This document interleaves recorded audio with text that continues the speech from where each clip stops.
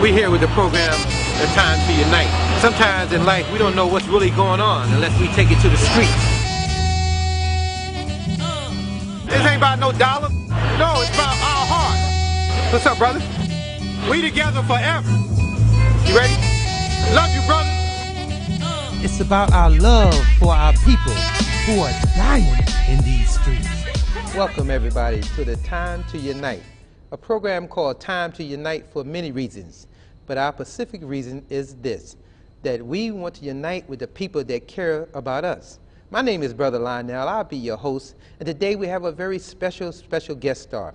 We're actually uniting with him because we see him being the most specific, most relevant person in our city to change the condition of our city. And we're talking about nobody else other than our honorable brother, Mayor Jeffrey Jones. Brother Jeffrey, how you doing, sir? Very well, Brother Lionell. Thank you. Glad to be with you today. You look kind of like you've been through some experience now being the mayor for, what, about 3 years now? 3 years. 3 years now? Looking for about, let's see, 4 and one more, that would make 5. and we sending a message out there for all those who think that they have another job here as mayor.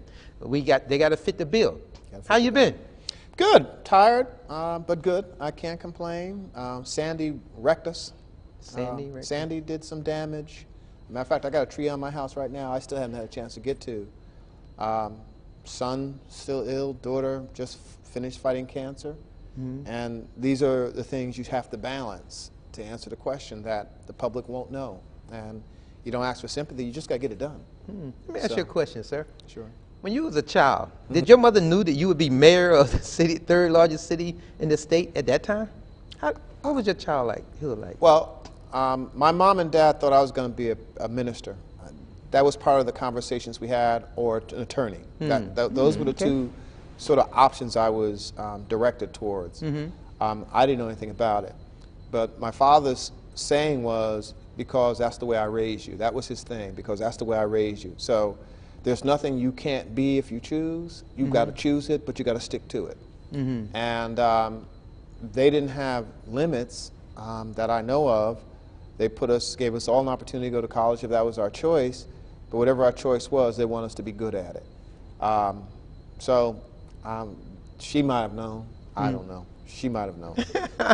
Mothers know best, I think right? They know. Yes, they know sir. stuff. Yes, sir. Yeah. I'm going to ask you some questions now that some of the people out there, Sure. Hope you don't mind. I just want to let the audience know real quick, if I could, sir, that when I asked this man, would you like to see the questions before you asked him?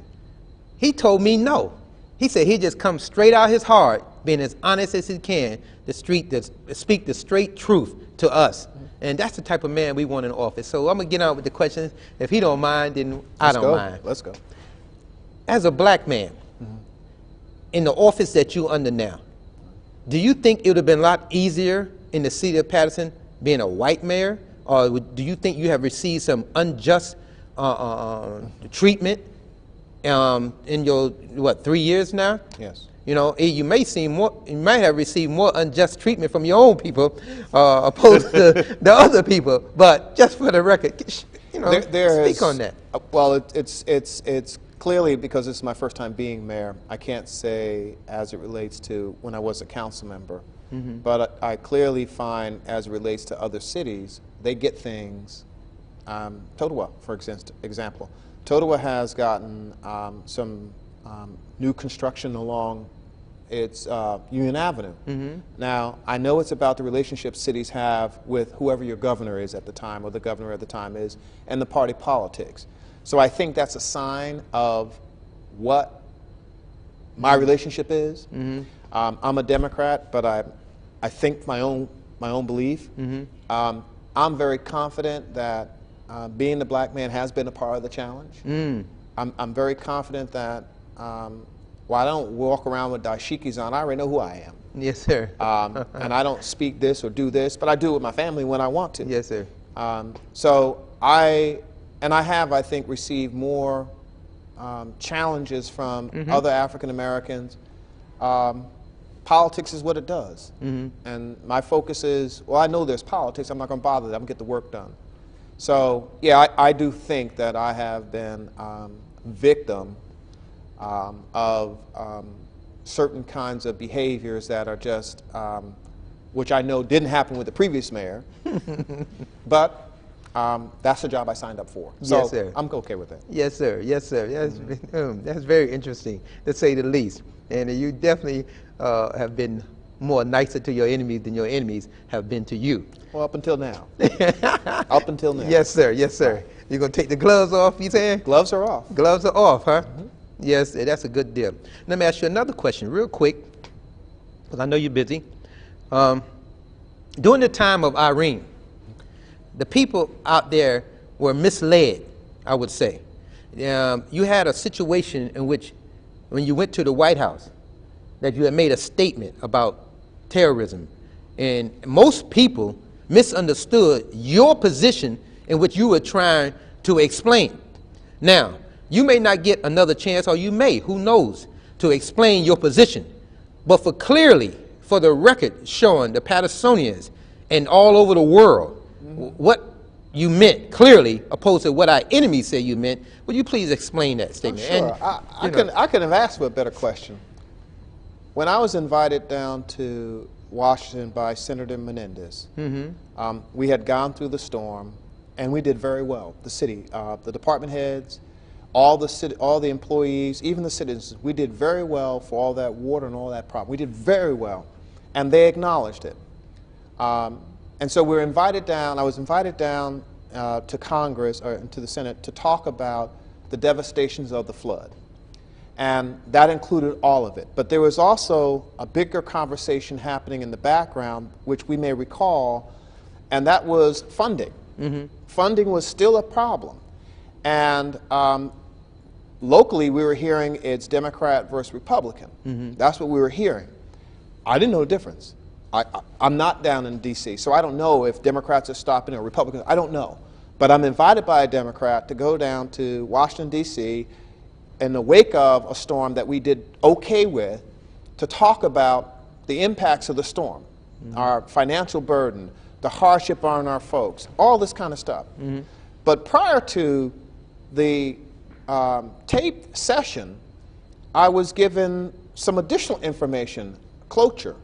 The word cloture comes to mind, about, and I don't remember the exact definition, but I was told then in D.C. by the Democrats, who were happy to receive me and proud that we had done a good job, that the Republicans were doing this thing called cloture, which is a veiled way of stopping the progress. All right, and okay, and Republicans can now say Democrats, whatever, but cloture. So they're giving me this quick education on cloture just before I'm about to go in front of an audience. And I'm engaged. I'm engaged. I'm like, what are you talking about? What are you talking about?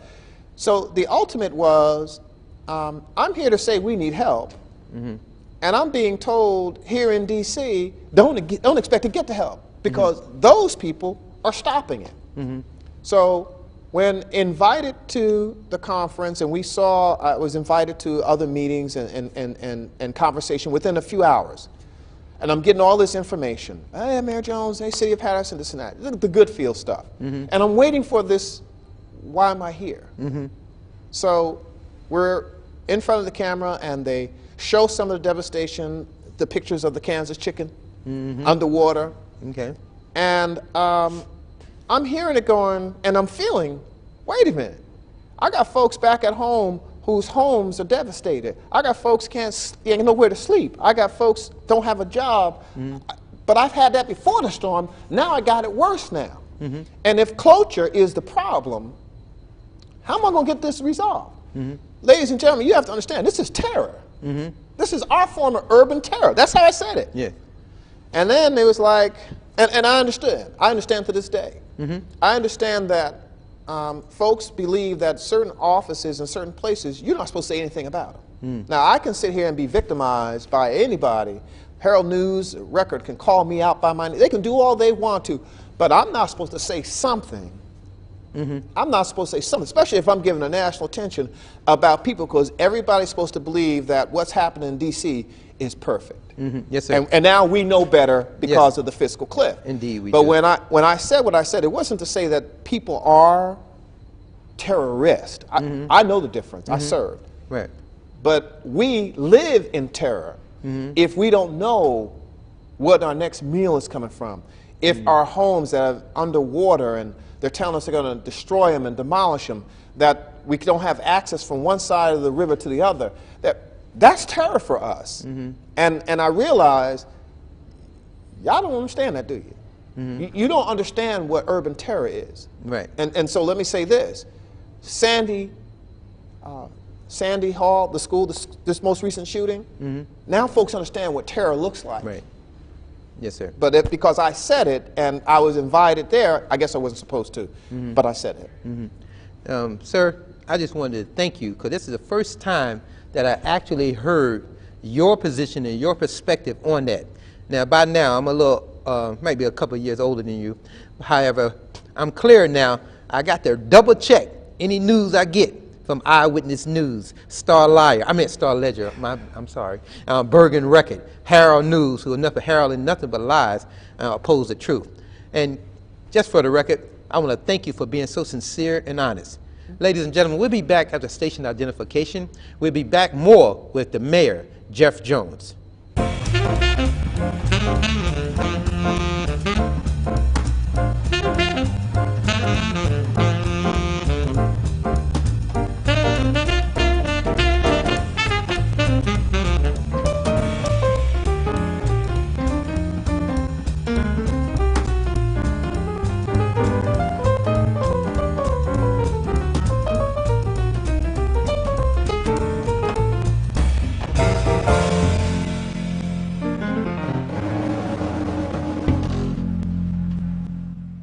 We're back with our program, Time to Unite. We're still with our guest, the Honorable Mayor, Jeffrey Jones. How you doing, brother? I see you had time to stay with us a little bit longer. I'm still here with you. Yeah, enjoying myself. That's beautiful, beautiful. Now, we like to just pick it back up in reference to, in Irene, you explained about the situation that you was involved with when they invited you to the White House. To D.C., yes. Basically. Right. And they had misunderstood exactly what you meant by what you said. So could you cap that up? Because we want to go into another storm. You done been a mayor of a city. It's like, you know, somebody focusing on your turf there, brother. And he might be a little bigger than all of us. A lot bigger than all of us. Yes, sir. The sum total was and is, and I really can't say, but I believe it's about reverence. If you ask me, it's about reverence. If I can't, as a Democrat and as a citizen, say what I feel without somebody taking it some kind of way, then I have to ask what really is the issue. I was asked to come down, and I was told when I got there about this thing called cloture. And as I was being described what cloture is, I realized it's serious. Okay, I understand it, but I came about my community. And as long as I'm coming about my community, can we clear this up? And I was very clear to say that we're experiencing terror. I didn't say you were terrorists. I said we're experiencing terror. And then 5 seconds after, and the news, as you stated, they have their way of writing what they want to write. I understand that. Our public has to understand just because it's in print don't make it real. In print does not mean it's absolute. It's when you see quotation that they're saying that somebody said it exactly like this. But if you don't see quotation mark and quotation mark, they're saying what they heard. Yes. So it could be anything. So all was said and done. I mean, I apologized, not for what I said. I apologized that the interpretation was I was calling you terrorist. You're congressman. I'm not calling you terrorist. Right, right. I'm saying not to act timely. We're dealing with terror. Yes, sir. I moved on. Now, there was a quote, I forgot exactly who said, but you helped me out. Being a common layman, going from job to job, I'm catching the news as I'm going, trying to feed my family. And that's how many of the Patersonians are. So we caught something that went something like this. They saying this what you said. Now you help me out here. You said, I quote, now we don't know for sure, again, I want to reiterate that you said that I don't advocate what terrorists do, but I do understand. No, I don't. You never said nothing like that, right? I have no reason to, because I don't. No, that's so not. You never said nothing like that, right?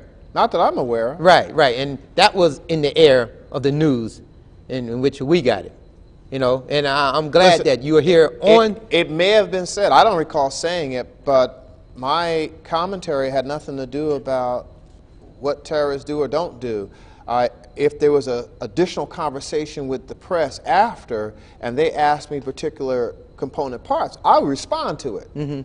But at the time that the initial statement was made, what I just said a moment ago, that's exactly what I said. Yes, sir. So advocating for terror or not or whatever it is, that wasn't my conversation. Right. Oh, and they was trying to say because you was angry at the fact that here you are, people in need of help, and you won't give it to them. This is why terrorists do what they do. So well, that may have been that may have been it. That terrorists see our weakness when we don't. That I remember saying. yes. Yeah, I don't know about the other advocate part, but I said we have to understand that at this point in time, because of cloture, the word, and Right. the process, separating and willing to let people be sacrificed, or whatever the definition was, are we clear that terrorists, and in the subtext of the conversation, they see that we're not organized. That was my point. Right. And since then, Benghazi. Since then, other things. So I'm not crazy. Right. If kids see two parents fighting, I'm going to go to the one I think going to align with me.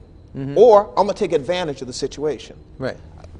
That we learned in grade school. Yes, sir. So that was my point.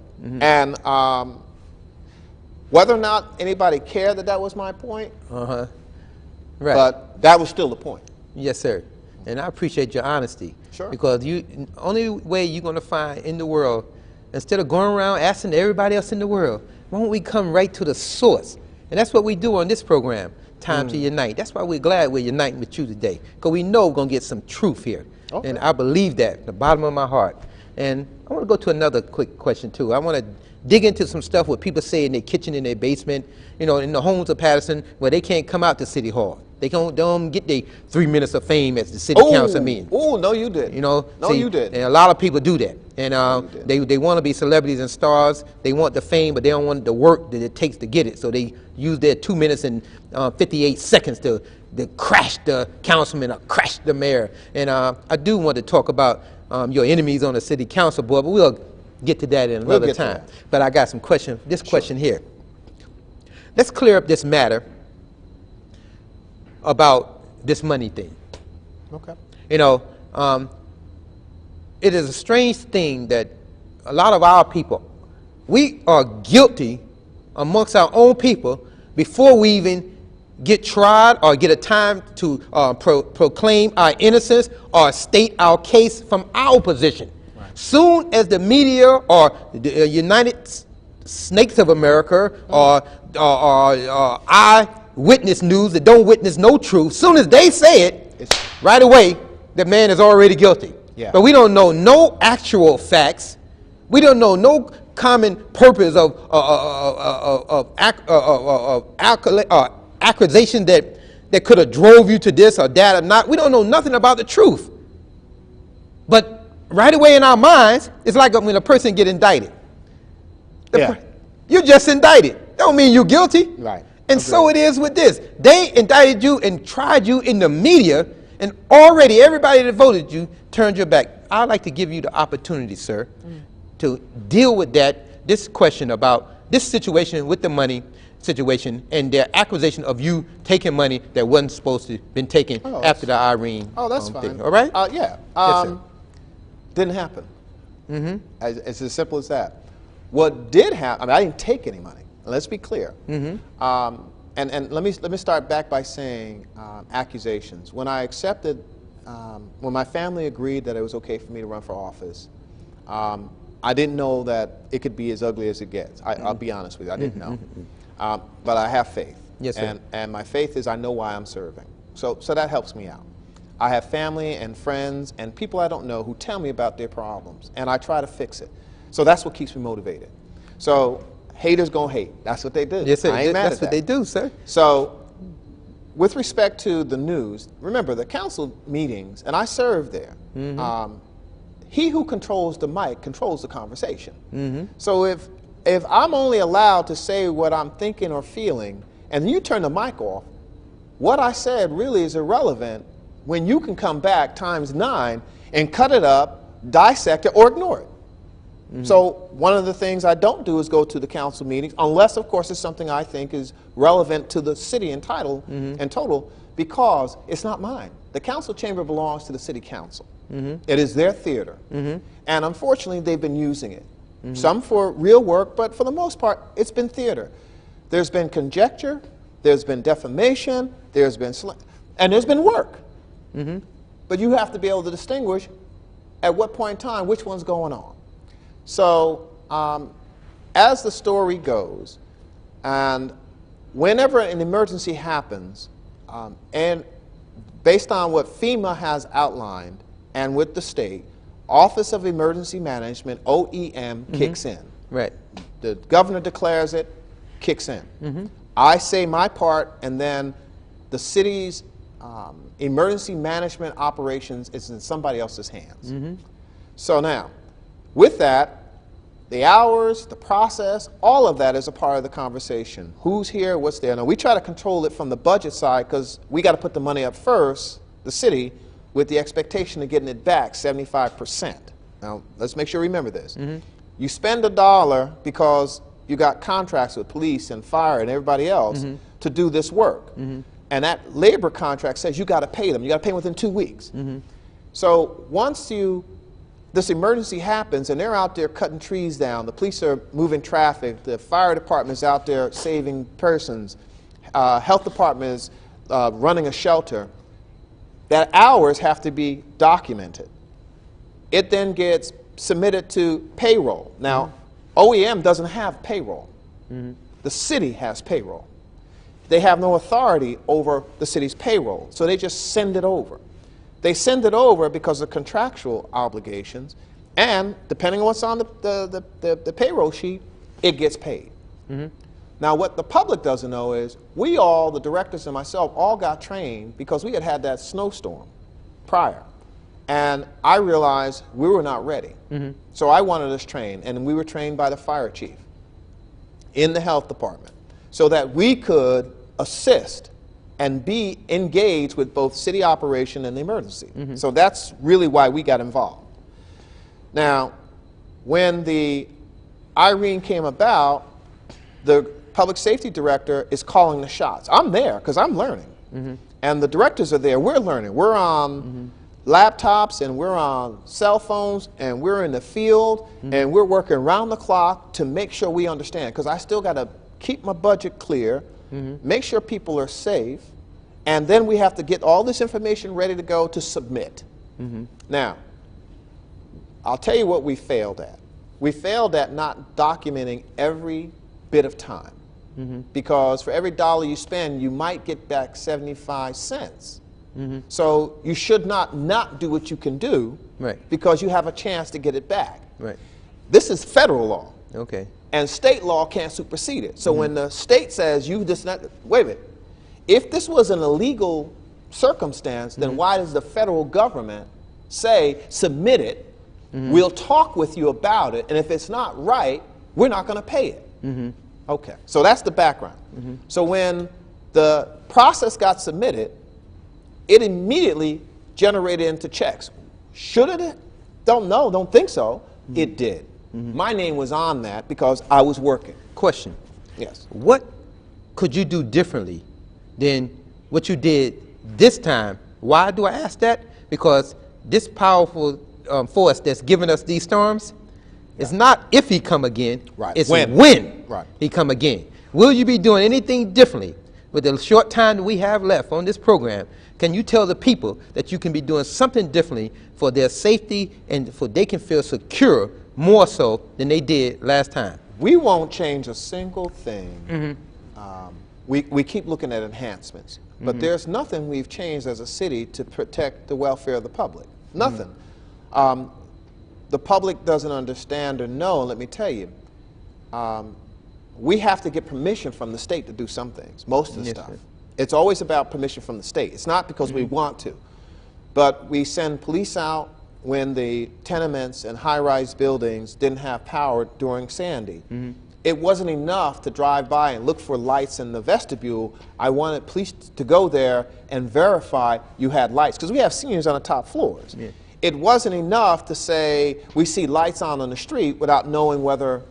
So that degree of granular, be sure it's working, we ain't never going to stop doing that. That's going to happen. The paperwork side, we fixed some of that too. We're going to submit as much as we can, yes, sir. Because if you spend $4 million, which is what we spent on Sandy, as a result of Sandy, $4.6 million, but you only submit $2 million worth of expenditures, then you're only going to get 75% based on $2 million. But if you spent $4 million, don't you want to get the 75% of $4 million back? So before people jumped out and started doing stuff, they didn't tell anybody, because I don't think they knew. The council didn't understand and still doesn't know the process. The federal government says if you have policies for overtime for those people, then we accept it. That's what they say. I got the document for it. Brother Mayor, Mr. Mayor, like everything, all the wide receivers and the basketball players, they want to play 4, 5, 6 quarters. Yes, sir. But time runs out. Time runs on out. The greatest of all of us. Yes, sir. And Father Time done caught up with us again. But I want to thank you from the bottom of my heart. I'm sure the people feel a little bit more comfortable about you being in office with us, and even in the doubt, and to clear up some of the mindset that they had, that they was actually robbed of clear thinking from your enemies.